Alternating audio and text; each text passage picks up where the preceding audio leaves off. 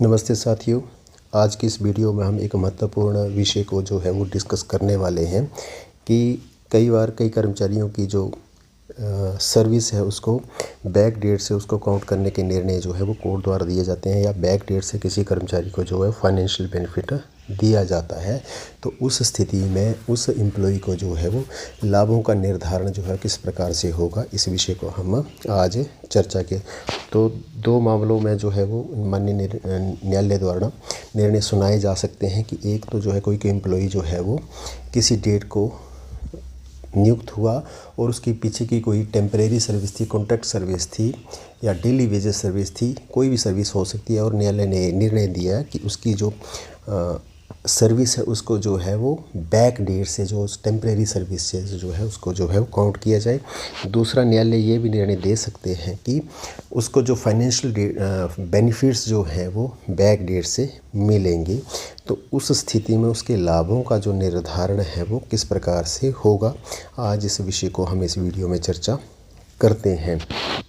तो सामान्यतः जब कोर्ट द्वारा ऐसे निर्णय दिए जाते हैं तो निर्णय आने के पश्चात वित्त विभाग या संबंधित विभाग जो है, कोई डिपार्टमेंट जिसमें वो एम्प्लॉय कार्यरत है, उसके द्वारा आगामी आदेश जो है वो जारी किए जाते हैं, जिन्हें हम स्पीकिंग ऑर्डर्स भी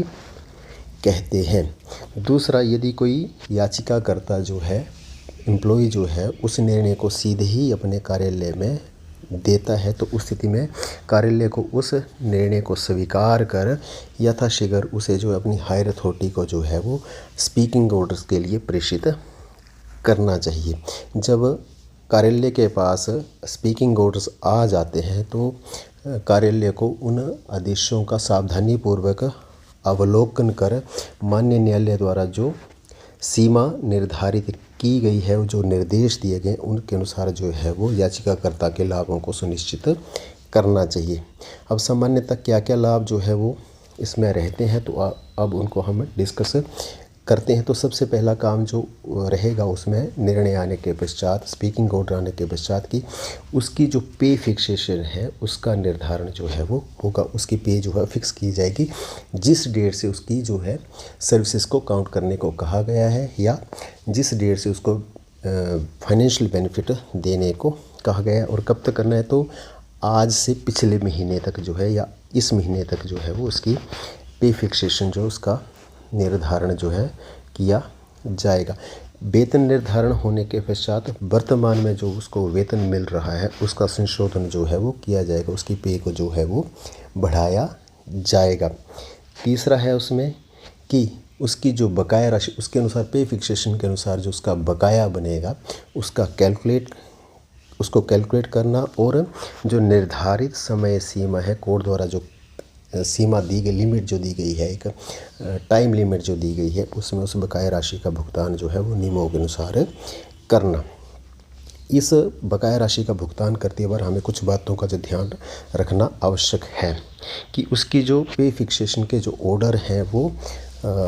एक्चुअल आधार पर किए गए हैं या नोशनल आधार पर किए गए हैं। यदि वो पूर्व दिनांक से ही वास्तविक आधार पर किए गए हैं तो पूर्व दिनांक से उसका बकाये की कैलकुलेशन होगी, उसको बकाया जो है वो मिलेगा। परंतु यदि वो नोशनल आधार पर है तो उसको जो है वो बकाये का भुगतान नहीं होगा, और उस केवल वर्तमान में जो उसकी पे उसको मिल रही है उसकी जो है वो रिवीजन होगा, या जिस दिनांक से उसको वास्तविक आधार पर पेमेंट जो है वो बकाये की जानी है। कई बार न्यायालय निर्देशों में ये भी कहते हैं कि इस याचिकाकर्ता को, इस एम्प्लॉय को जो बकाया है वो इस अनुसार लेगा। जैसे पीटी के मामले में न्यायालय ने निर्देश किए थे कि इतनी राशि जो है वो उसको प्रारंभ में ही दी जाए। अगर ऐसे कोई ऑर्डर्स उन निर्देशों में दिए गए हैं तो उसके अनुसार जो है बकाया का भुगतान होगा। परंतु यदि ऐसे कोई ऑर्डर जो पेमेंट के बारे में, बकाये के बारे में कोर्ट द्वारा नहीं किए गए हैं तो इस संदर्भ में वित्त विभाग द्वारा समय समय पर जो है नोटिफिकेशंस की गई है उसके अनुसार जो है बकाये का भुगतान किया जाएगा। तो प्रथम जो नोटिफिकेशन जो कि वित्त विभाग द्वारा जो है वो 15 दिसंबर 2011 को की गई थी, उसके अनुसार जो बकाये का भुगतान जो होगा वो केवल 36 महीनों का होगा। तो 36 महीनों का किस प्रकार से होगा, जिस दिन उस याचिकाकर्ता ने न्यायालय में अपनी जो एप्लीकेशन थी वो एंटर की थी, एडमिट हुई थी, प्रवेशित की थी, उसी दिनांक से पूर्व के 36 महीनों तक जो है उसको बकाया का भुगतान होगा। एग्जाम्पल से समझते हैं, यदि किसी याचिकाकर्ता ने अपनी जो पटिशन थी वो मई 2020 में दाखिल की थी, तो उसकी बकाया राशि का भुगतान जो है उसे वो मई 2017 से होगा। परंतु यदि कोई कर्मी उससे पूर्व ही सेवानिवृत्त हो सकता है, मई 2017 से पूर्व सेवानिवृत्ति हो जाए, तो स्वाभाविक सी बात है कि उसको बकाया भुगतान जो है वो नहीं होगा। अब बकाया राशि जो बनती है उसका भुगतान जो है वो किस प्रकार से होगा, तो उसमें वित्त विभाग की 7 जनवरी 2012 की जो अधिसूचना है उसके अनुसार उसका जो है वो भुगतान किया जाएगा। यदि राशि जो है वो 50,000 तक ही है तो उसको जो है वो एक इंस्टॉलमेंट में भुगतान किया जाएगा। परंतु यदि 50,000 से ज़्यादा है और 1 लाख तक है तो 3 इक्वल एनुअल इंस्टॉलमेंट में उसका जो है वो भुगतान होगा, कि एक इंस्टॉलमेंट जो है मई में, दूसरी जो है अगले वर्ष की मई में और तीसरी जो है उससे अगले वर्ष की मई में। यदि 1 लाख से ज़्यादा है तो जितनी उसकी 1 लाख से जितनी भी ज़्यादा हो सकती है तो उसमें जो है वो 5 इक्वल एनुअल इंस्टॉलमेंट में जो है उसका भुगतान बकाये का किया जाएगा। यदि कोई कर्मचारी जो है वो सेवानिवृत्त हो चुका है तो उक्त के अनुसार ही, उक्त जो हमने टॉपिक डिस्कस किए उसके अनुसार ही उसके वेतन का भुगतान जो है वो होगा। अन्य कोई लाभ जो है वो भी उस निर्देशों में देने की बात जो है न्यायालय द्वारा कही जा सकती है, कि जैसे पदोन्नति की, कोई कर्मचारी जो है वो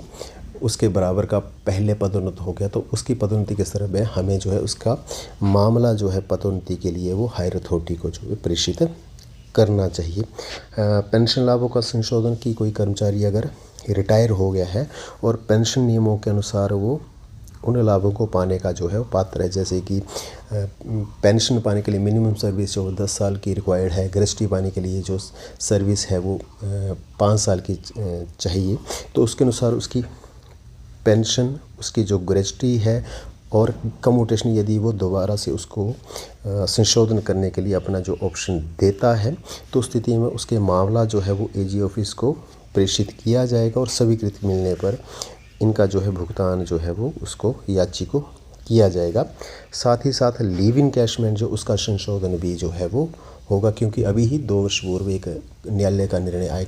आया था कि लीव इनकैशमेंट का संशोधन भी पे रिवाइज होने पर होगा। परंतु यदि कोई कर्मी जो है वो एनपीएस से सेवानिवृत्त हुआ है तो उस स्थिति में केवल ग्रेच्युटी और लीव इनकैशमेंट का संशोधन ही होगा, वो भी उस नियमों के अनुसार। एक इसमें कन्फ्यूज़न रहती है कि अगर बैक डेट से अगर कोई ऐसे बेनिफिट्स दिए गए हैं तो उस स्थिति में जो उसकी अर्न लीव है उसका क्रेडिट उसको मिलेगा या नहीं मिलेगा। तो इस संदर्भ में हिमाचल प्रदेश सरकार के वित्त विभाग की अधिसूचना है 6 जुलाई 2020 की, उसमें स्पष्ट कहा गया है कि जो अर्न लीव का जो लाभ होगा उसका जो क्रेडिट मिलेगा जिस डेट को उसने एक्चुअल रेगुलर सर्विस ज्वाइन की थी उसी से दे होगा, उससे पूर्व से उसको दे नहीं होगा। अर्थात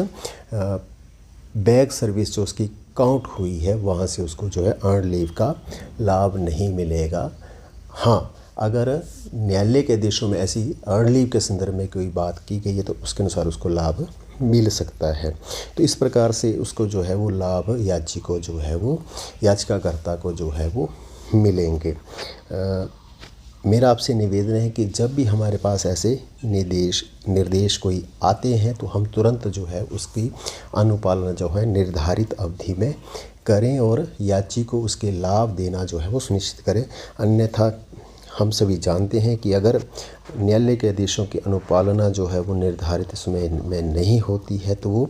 न्यायालय के आदेशों की अवमानना होती है और ऐसी स्थिति में न्यायालय जो है संबंधित प्राधिकारी के विरुद्ध, जो भी दोषी प्राधिकारी उसके विरुद्ध कोई प्रतिकूल कार्रवाई का आदेश जारी कर सकता है। तो इस प्रकार से इस वीडियो में हमने ये जानने का प्रयास किया कि बैक डेट से किसी की सर्विस काउंट की जा रही है, बैक डेट से किसी को फाइनेंशियल बेनिफिट जो कोर्ट के द्वारा दिया जा रहा है, तो उस स्थिति में उसके लाभों का निर्धारण जो है वो किस प्रकार से करें, क्या क्या लाभों का निर्धारण हम करें। अंत में मेरा एक और निवेदन है कि ऐसे लाभों का निर्धारण करती बार हम माननीय न्यायालय जो उसके निर्देशों का और शासन द्वारा जो समय समय पर निर्देश जारी किए उनका सावधानीपूर्वक से अवलोकन करें। आशा है आपको ये जानकारी जो है वो लाभकारी लगी होगी। मेरा आपसे निवेदन है कि इस जानकारी को जो है हम अधिक से अधिक कर्मचारियों से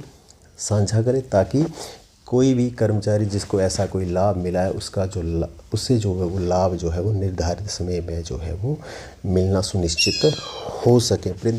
फिर भी आपकी कोई क्वेरी है इस विषय को लेकर तो आप व्हाट्सएप कर सकते हैं, आप ईमेल कर सकते हैं, या कमेंट बॉक्स में अपना जो है वो कमेंट भेज सकते हैं। धन्यवाद।